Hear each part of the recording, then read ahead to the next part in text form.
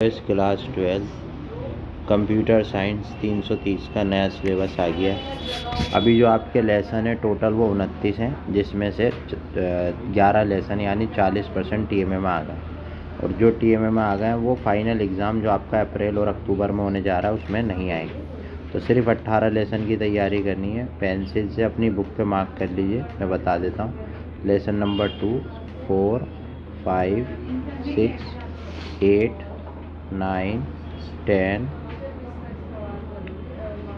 14, 15, 16, 17, 18, 19, 20, 21 और 23, 24, 25 ये लेसन्स आपके फाइनल एग्ज़ाम में आएंगे। इन्हीं की आपको तैयारी करनी है।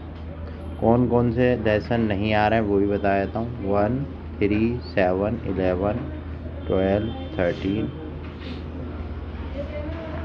22, 26, 27, 28, 29 ये नहीं आ रहा है, इनकी तैयारी मत करो। तो ये नया सिलेबस है, अपने दोस्तों के साथ भी शेयर कीजिए, लाइक शेयर सब्सक्राइब कीजिए। और इसके अलावा सभी सब्जेक्ट का जो सिलेबस है वो मैंने डाल दिया है, 10th का हो या 12th का, आप देख सकते हैं। Notes, assignment, practical, online offline classes चाहिए आप उनसे कॉन्टैक्ट कर सकते हैं दिए गए नंबर।